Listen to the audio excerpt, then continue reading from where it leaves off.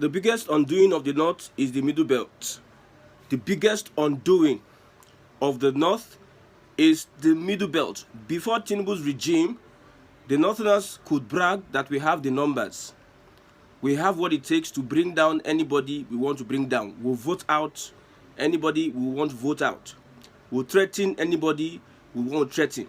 But now that the Middle Belt are speaking up against the Arewa, the entire North, the Middle Belt is saying that we have our own ethnicity, we have our own ideology, we don't want to be part of the North anymore. It is going to be the undoing of the cabals that have held the Middle Belt down for a very long time. I have said this before, that when you look at the number of Fulani governors we have and the number of Middle Belt governors we have, you think that the Fulani are more in population. No single Hausa governor as of today in the whole North. Some people are using the majority to profit. Some particular tribe are using the majority to profit. I have said this before, that tell me any popular Middle Beltan and popular Hausa politician, much more than Atiku, Kwankwaso and El-Rufai. All these guys are Fulanis. The Fulanis have crafted a way whereby they have conquered the whole of the North, using other people's population to their own advantage, negotiating for power, threatening other people. Small thing you say the North will remember, not knowing that it is the population of the Hausas and the Middle Belt they are using to brag all this bragging. Of recent, you see coalitions. You see meeting with the SDP chairman in Northerner. They are coming together because they feel that Tinubu's regime does not favor them.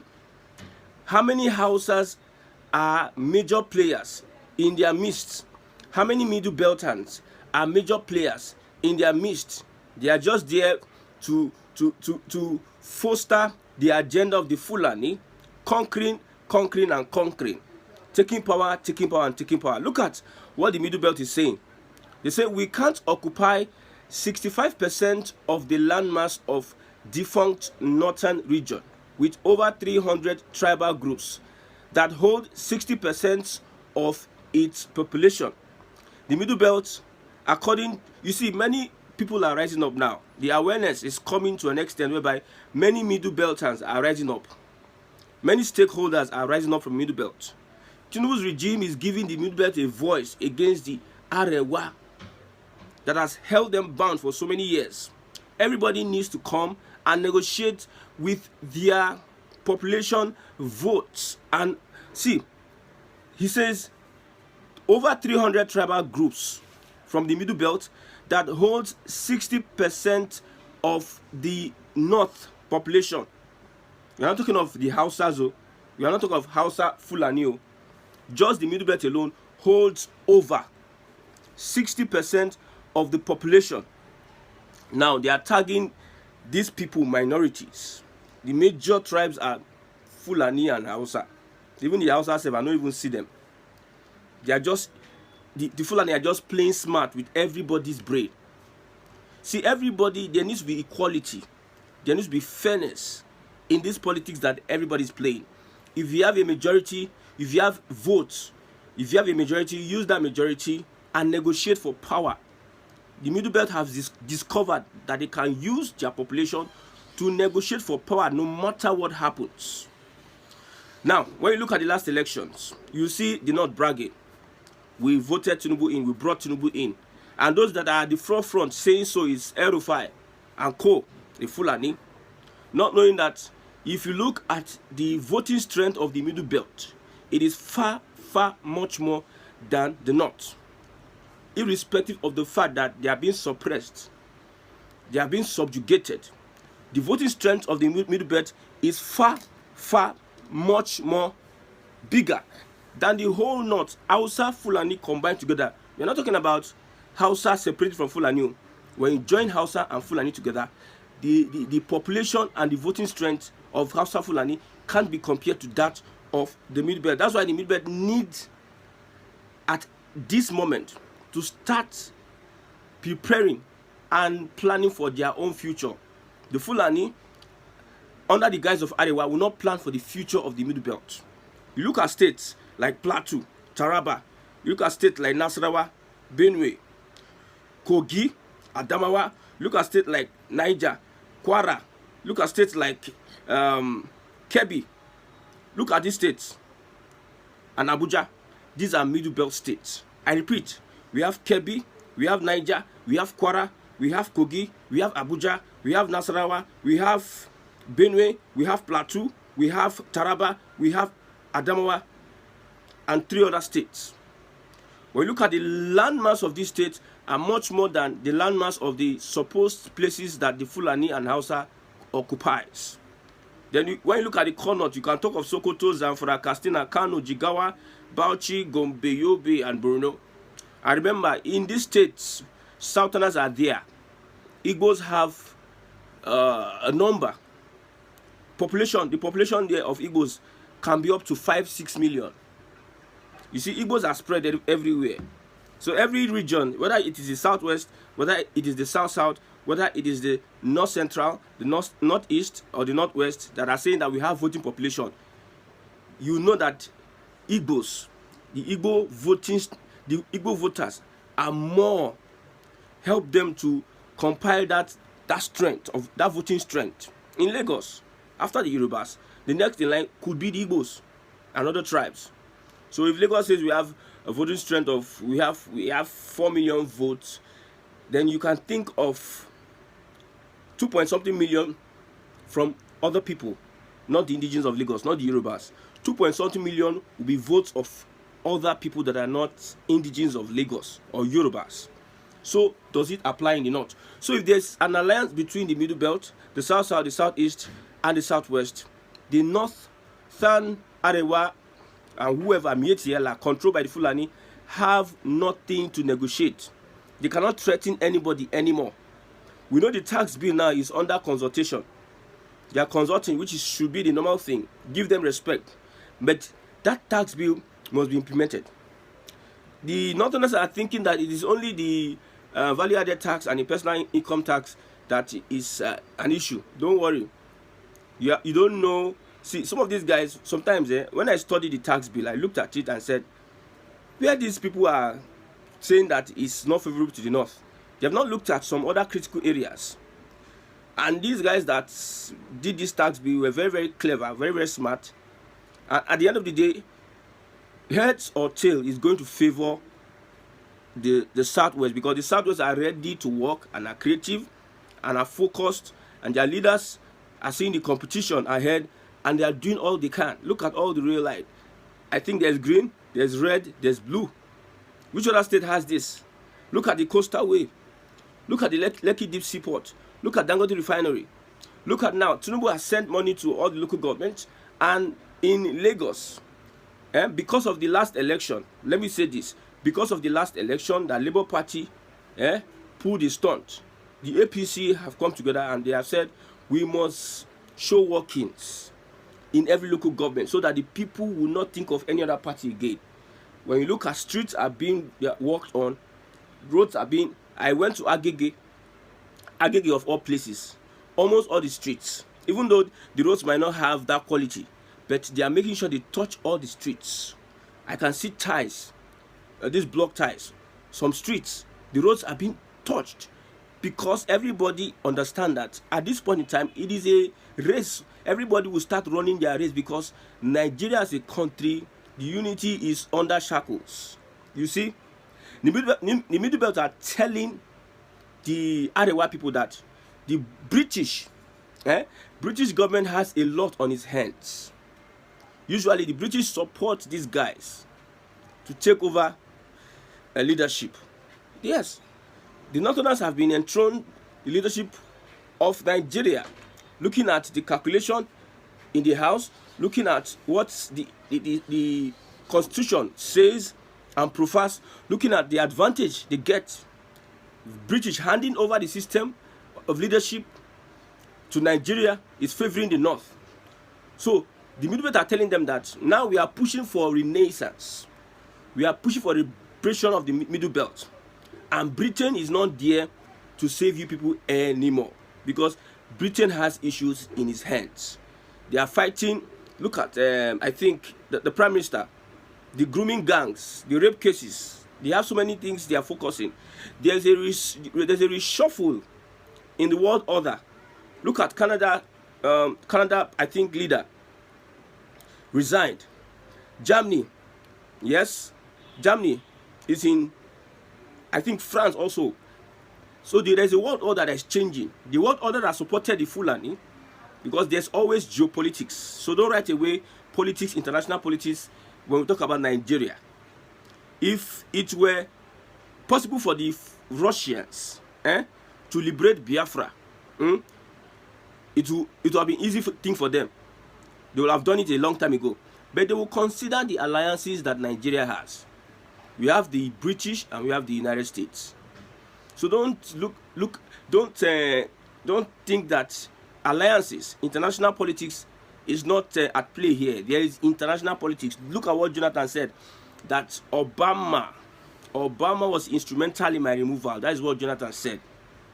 He has said it, and people thought he didn't know what he's saying. They say, Ogogoro man, this one, that one, this one, that one, like the APC normal thing. But at the end of the day, we saw that geopolitics, international politics is very, very crucial to the liberation of the people.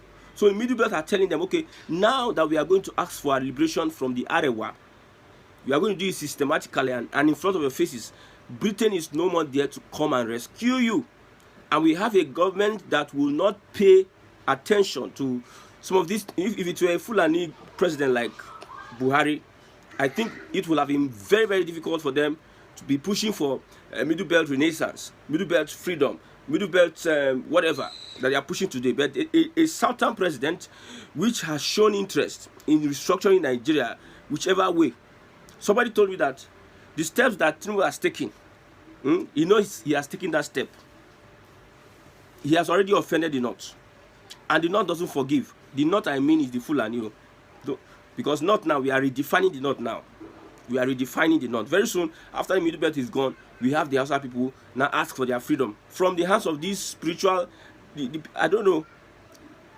I've said it, I can't even explain how the Fulanis were able to pull that stunt on the Hausa people.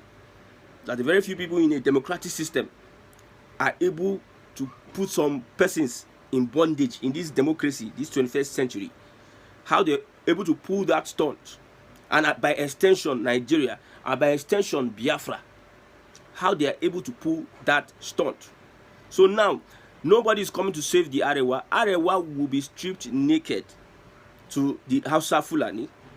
The Middle Belt, over 60% of the voting power in the North, they are withdrawing that voting power in the North.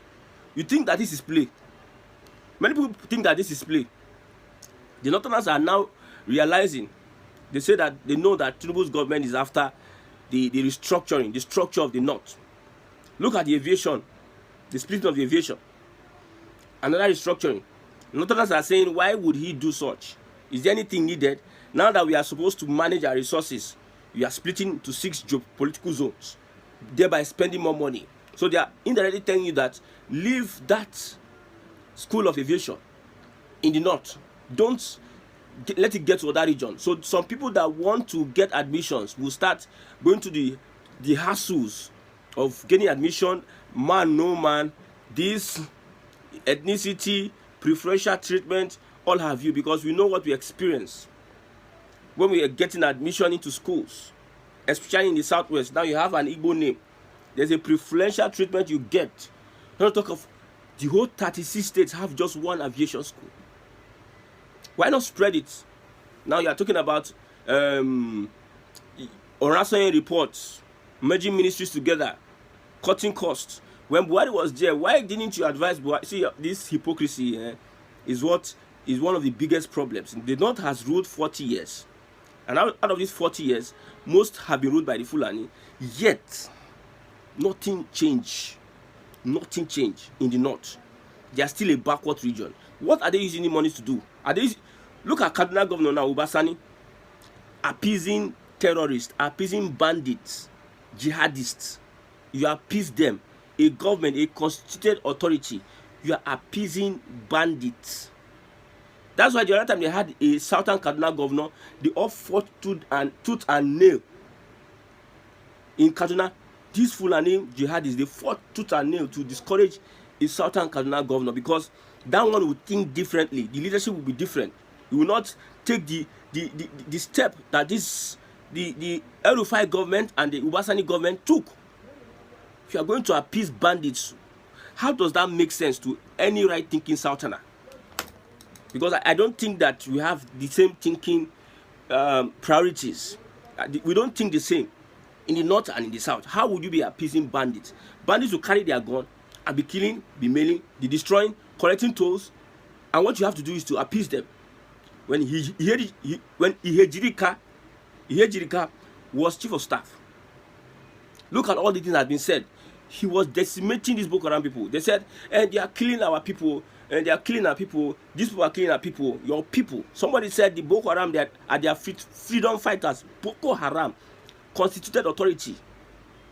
Bashir Ahmad and some other persons, when they killed Deborah, they said, yes, they are supporting extremism. People in authority supporting extremism, being part of extremism, and they are Fulani. And you are telling me that we should not liberate some of these tribes from some of this kind of mentality. Look at what they are trying to do in the southwest, bringing religion, because they know that is the only link they have with the southwest. That is the only link. Any other link is counterfeit. So they will come through that link and cause Ogbara. This is 2025. 2025 is a year of restructuring, and that restructuring will come bit by bit. Every agency of government that there's monopoly of these Fulani guys should be restructured so that every other tribe will have a space. I pitch for the Igbos. Everybody is just looking down on these people. The engine house of Nigeria. If Nigeria was going to be great, they will have involved the Igbos one way or the other. But I knew that the moment I knew the gang up against these people and to make sure that they don't get to a certain position in power, then I now came to understand that Nigeria was not designed to prosper by leaving out the Igbos. When you look at all these government agencies, I think it's only NAFDAC that have Igbo. We have more of Igbos in NAFDAC. When Dora or Akuli was the DG, every other agency, they look like as if they don't exist. When you go to other agencies and the number of Igbos that are there, and most of them don't really want to even identify as Igbos, because identifying as an Igbo in a federal government agency of Nigeria looks like a taboo. So they just keep to themselves. They are like people that are silenced. Look at the other time, I think an ASP or a policeman, a police chief, said he converted to Islam and he took the name Sanusi Muhammad and everything. All is just, I told you, political conversion, Islam, political conversion, economic conversion, and academic conversion. They take over a particular space and they use that to use style and oppress you, and you are converting. They might tell you that you are going to get some goodies as a Muslim, better than you are a Christian. How many generals? Look at the Alafia of Oyo too. Look at what they are turning it to. A religious thing. It should be an Isheshe thing. The person that is, it is a traditional tool. It is not a religious tool. Some people are saying Muslims, 25 Muslims that died were replaced by Christians. So there were 25 Muslims that were Alafia of Oyo. Wow. And somebody is making it about religion, that this person is not a Muslim, is a Christian. And look at the mentality. And these people are scholars in Islam. Islamic scholars pushing all this narrative. Well, I trust the Southwest, they know how to solve their issues. It will not be a matter of like you now start debating it. They will solve it internally, and there will be nothing like extremism in the South. We have said it. In the Southeast, it's not even a negotiating thing. Anything called extremism, we don't want. You can do your religion, like every other person is doing their religion. We don't want killings in the name of any religion. We don't want it. When we hear such things as killings in the name of any religion, then it's a goner. We don't want that kind of religion in the Southeast. Do your religion peacefully with people around you. No manipulation. No using style to grab or dominate or work on the mentality of people and force them politically, economically. academically, to be part of you, no suppression in whatever guise in the Southeast. We want peaceful religion. If you are practicing peaceful Islam like the one that Saudi Arabia practices, you are welcome. But extremism, no. Anything that has Fulani traits or Fulani lace, because it's only Nigerian Northerners. Their type of religion I don't understand. Their own is only different from every other person's own. Look at Saudi Arabia, the headquarters of Islam. Even Nigerian Muslims are even attacking Saudi Arabia for the kind of Islam they practice. They are drifting away. They are drifting away from the main Islam. It's unfortunate. I thank God that the Middle Belt have woken, and I pray that the Hausas also wake up. God give them the strength to wake up from their slumber. It is not a coincidence that no single Hausa governor, it is not a coincidence. There's something wrong. There's something going on. It's never a coincidence. It is never. I pray. I think Nnamdi Kanu laid that foundation when he was doing his radio Biafra. He said a lot of things about the North. He said a lot of things about Britain. And look at before our eyes, look at things that are happening. People are taking cue. People are now realizing that they need to fight for their destiny. If not, they will be subjugated and nothing will happen.